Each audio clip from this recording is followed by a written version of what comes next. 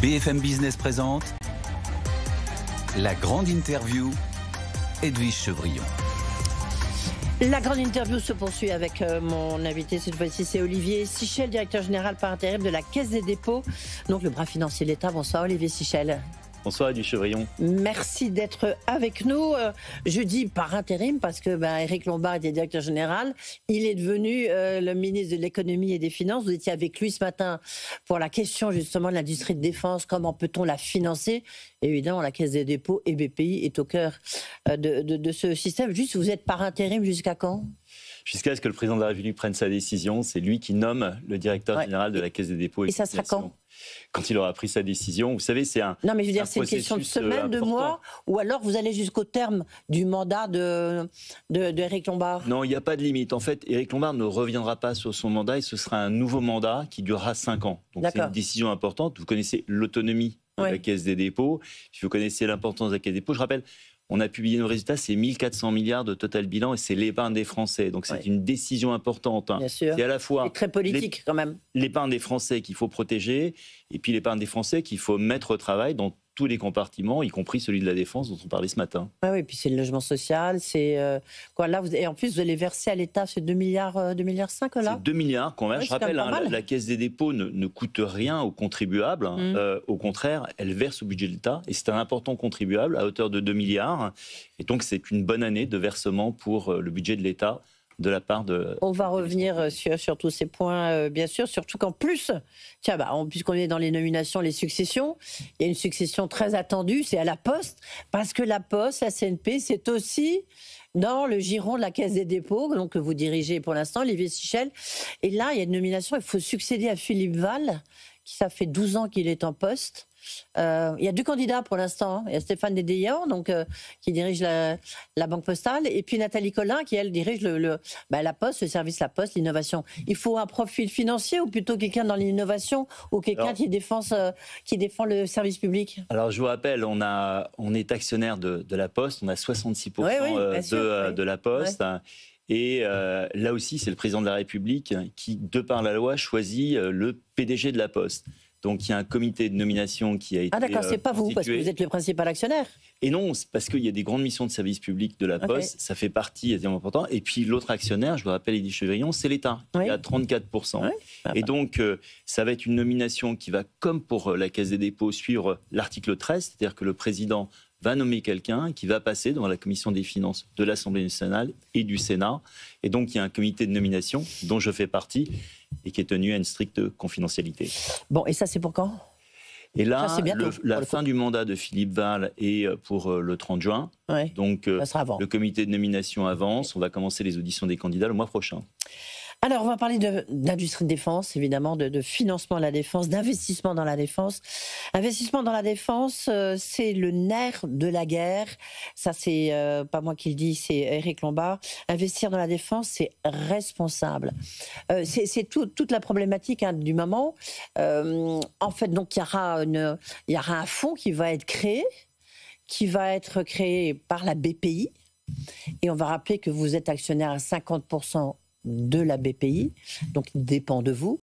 Et vous-même, vous êtes investisseur, vous directement à la Caisse des dépôts, dans les grandes entreprises françaises. Et là, vous avez aussi changé votre stratégie d'investissement dans la défense. Ça veut dire quoi? Alors, on a publié aujourd'hui une politique sectorielle de défense. On dit une chose très très simple, c'est que pour tout le groupe Caisse des dépôts, et donc, on parlait de BPI, mais on parle aussi de la Banque Postale, filiale de la Poste, on parle aussi de la CNP, elle-même filiale de la Banque Postale, on parle aussi de la Banque des Territoires, que j'ai dirigée auparavant. Eh bien, toutes ces entités vont financer l'industrie de défense. Alors, pourquoi est-ce qu'elles vont financer l'industrie de défense?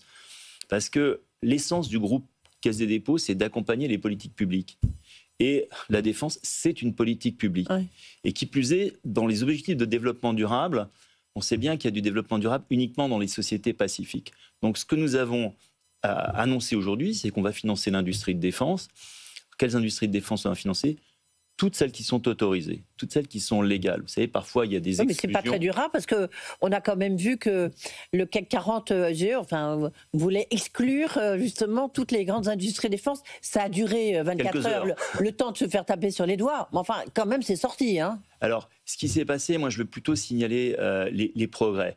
C'est vrai que dans un moment, l'industrie de l'armement est exclue de l'ESG. Ouais. Toutes les banques de la place parisienne, et moi je veux saluer le travail qui a été fait par la FBF, par Slawomir Krupa et Maya Tig, sont maintenant compatibles et acceptent de financer les entreprises de défense. Il y avait un problème, Edwige Chevrillon, sur les investisseurs. Donc le problème de financement de prêts est réglé. Le problème des investisseurs, je pense qu'il a été réglé magnifiquement ce matin, où les investisseurs ont dit « je reconnais que désormais l'industrie d'armement... » Quel virage stratégique, hein. C'est un vrai virage. Ah, c'est incroyable. J'étais ce matin donc, avec toute une grande communauté d'investisseurs et des fonds comme celui que nous montons avec Nicolas Dufourcq, avec BPI. On va revenir là-dessus. C'est très important. Vous avez sans doute nous donner quelques modalités supplémentaires. C'est l'appel patriote, l'appel aux citoyens. Olivier Sichel, juste sur la Caisse des dépôts, au jour d'aujourd'hui, vous avez investi... à peu près 1,5 milliard dans la défense, dans les entreprises de défense. En fait, notre exposition vous êtes actionnaire, on va dire, vous êtes actionnaire directement. Hein. Notre exposition au secteur de la défense est beaucoup plus important. Il est de plus de 40 milliards. Wow. Alors 40 milliards, pourquoi? Parce que le secteur de la défense est un grand secteur d'exportation.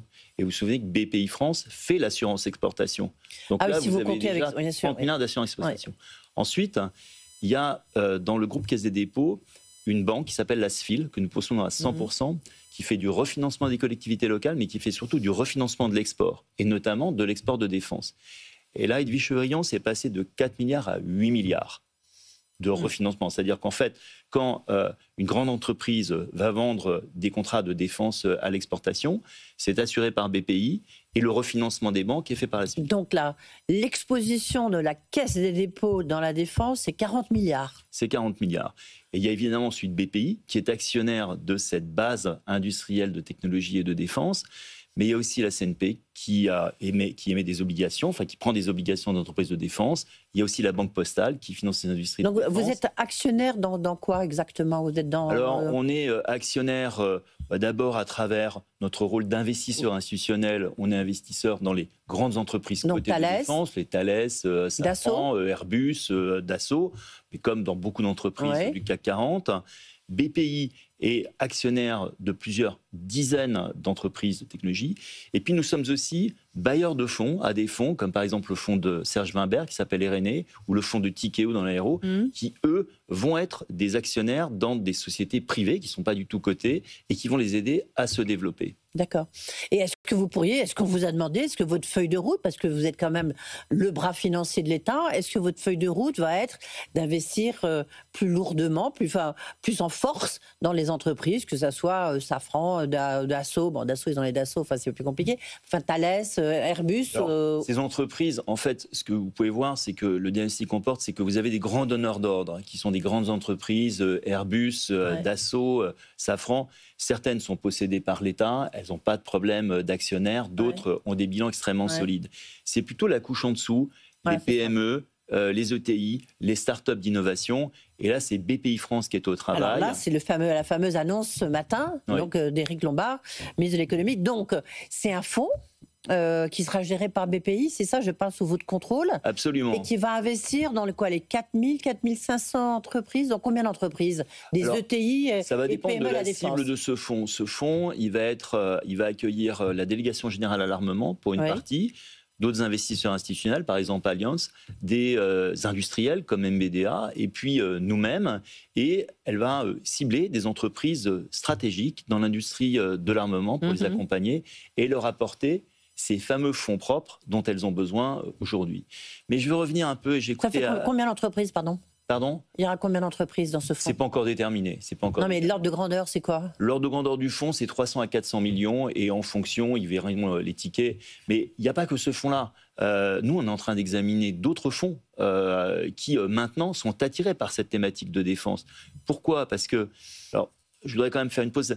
L'industrie de défense, elle est très particulière, Edwige Chevrillon. C'est quand même de l'industrie qui fait des armements, et les armements, c'est pas neutre. On ne parle pas de l'industrie textile, on ne parle pas de l'industrie de luxe. Donc, une fois qu'on a pris un peu ce recul de de responsabilité et de gravité. Nous, ce qu'on voit, c'est que maintenant que ce secteur-là est mis en avant et qu'on peut avoir des financements, on peut avoir des fonds propres, qu'il n'y a plus seulement l'État français comme client, il va y avoir des États européens, qu'il n'y a plus seulement le blocage à la sortie, parce qu'avant vous étiez bloqué, vous aviez une belle entreprise d'armement, vous vouliez la vendre à un Chinois, c'est pas possible. Même aujourd'hui, un Américain, c'est pas possible. Sauf qu'aujourd'hui, on a de très beaux exemples d'introduction en bourse. Je pense à Exosens, qui vient de rentrer au SBF 120. Vous me parliez du CAC 40 ESG. Exosens, c'est une entreprise que BPI a financée au départ, que la Caisse des dépôts a financée lors de son introduction en bourse. Donc, vous voyez, tout ce continuum, on est capable de le faire. Il y a un très beau dossier. Je posais la question au ministre. Figeac Aéro, des plus belles boîtes, PME, basée à Toulouse. Il y a un Indien, normalement, comme le fondateur et le dirigeant, il a un certain âge. On dit que ça pourrait être acheté par un Indien.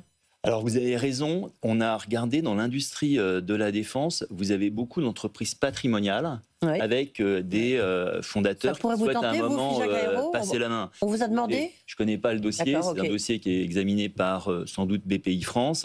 Mais des dossiers comme ça fait partie de la thèse d'investissement de BPIC en France aussi.